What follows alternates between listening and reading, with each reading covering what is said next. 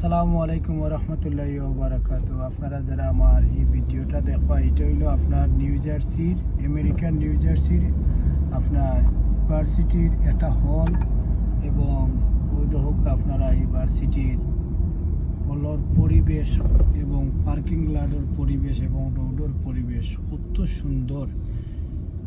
তারা এত সুন্দর করিয়া এই হলটারে পরিষ্কার করিয়া রাখছে বা এত সুন্দর করিয়া তারা অর্গানাইজ করছে। আপনি যেহেতু দেখবা, যেহেতু চতুর্দিকে চাইবা, আপনার মনে চাইব সবসময় আপনি শুধু দেখতা। একটা হল থেকে আরেকটা হলের দূরত্ব অনেক অনেক দূরত্ব। একটা হল থেকে আরেকটা হল যাইতে হইলে আপনার এই হলো এই যে ভার্সিটির গাড়ি আছে, আপনি গাড়ি ইউজ করবা। এর ফলে ওই দোকা আপনি যে গাড়ি, যে স্টুডেন্ট ওখানে আপনি গাড়ি রাখে, আপনার গাড়ি রাখার পার্কিং লট, কত বড় পার্কিং লট, ওই দোকা আপনারা এই সাইডে গাড়ি রাখা আছে। এর ফলে ওই দোকা আপনি এদিকে স্টুডেন্ট ওখানে আটকে যায়, এখানেও আপনার ট্রাফিক যেও দেওয়া আছে। এর ফলে ওই দোকা মানে এই যে ভার্সিটিটা, এটা অনেক বড়, মন ক্লিয়ার, এটা অনেক বড় একটা নিউ জার্সি মন ক্লিয়ার ভার্সিটি।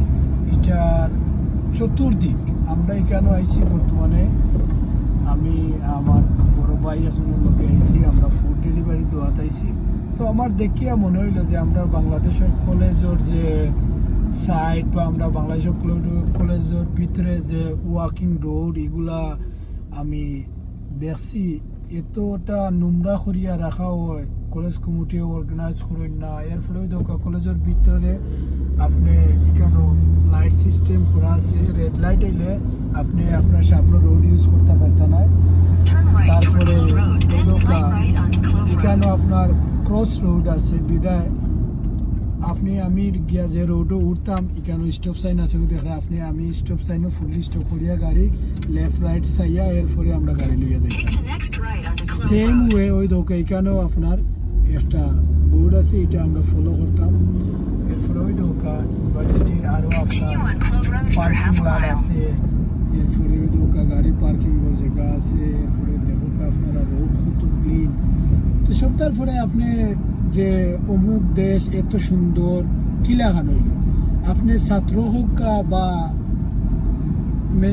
কলেজ কমিটির ম্যানেজিং কমিটি, এরপরে আপনার কলেজ অর্গানাইজ কমিটি, তাকে দরিয়া বা প্রশাসনিকভাবে যতটুকু হেল্প লাগে সম্পূর্ণ সব জিনিস আপনি যখন মানসম্পূর্ণ করিয়া করতে পারবা, তখন আপনার দ্বারা ওই যে আপনি সুন্দর যে এখানে আর একটা আপনার পার্কিং লট দেখরা, ওই যে আর একটা হল দেখরা, ওই যে আর একটা হল দেখরা, এইরকম সুন্দর করিয়া রাখার মতো মন মানসিকতা আপনার থাকতে হইব, প্লাস স্টুডেন্টের থাকতে হইব, প্লাস গভর্নমেন্টের থাকতে হইব। আমরা দেশে আমি দেখছি অনেক সরকারি আপনার কলেজ আছে, এগুলার মনে হয় 20 বছর 30 বছরের মাঝে রং দেওয়া হয় না।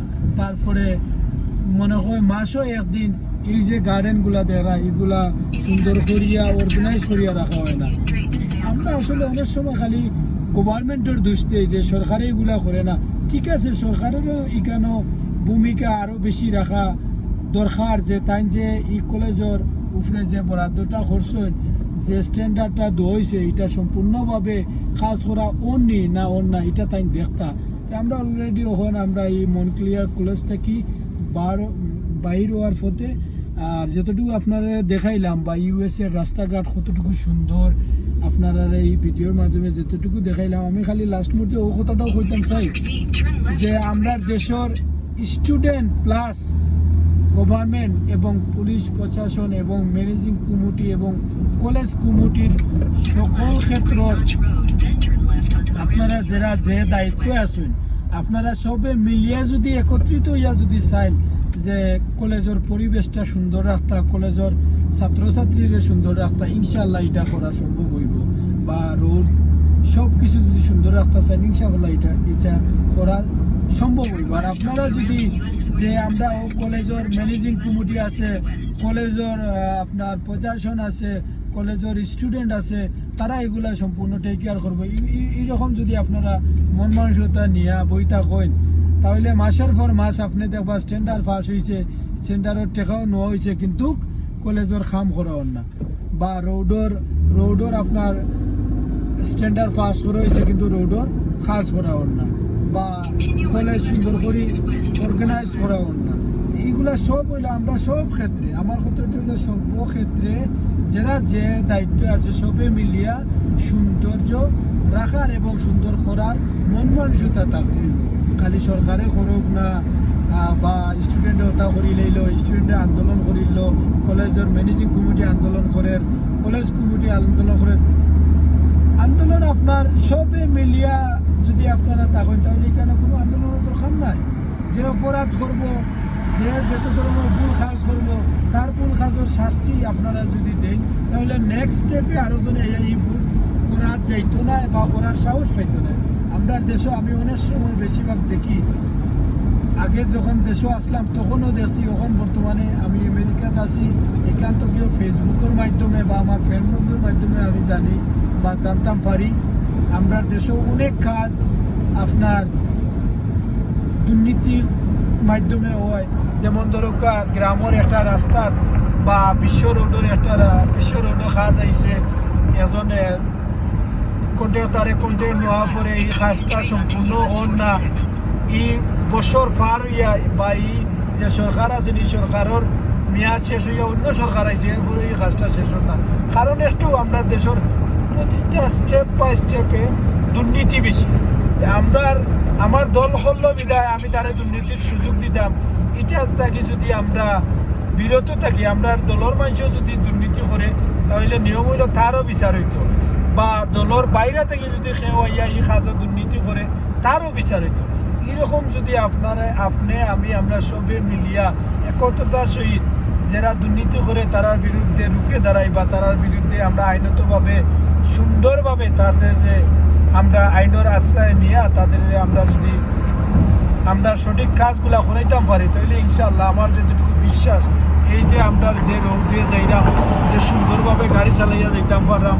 আমরা দেশেও দেখা যায় অনেক সময় রাইড গাড়ি লইয়া কোনো কারণে আপনি বারোইছেন, আপনার গলা কাটিয়া বা আপনারে হাইজেক করিয়া লুটফাট করিয়া ন হয়ে যায়। কিন্তু দেখো আপনি কেন গাড়ি লইয়া যে আমরা যাইলাম, চারিদিকে কত সুন্দর বিদ্যুৎ আছে, লাইট আছে, এরপরে রোডের নাম্বার লেখা আছে, আপনি কোন রোডে যাইতা। এরপরে বর্তমানে আপনারা জানেন বিশ্বের সব দেশও ইন্টারনেটের মাধ্যমে আপনি আপনার রোড ফাইন্ড আউট করতে পারবা।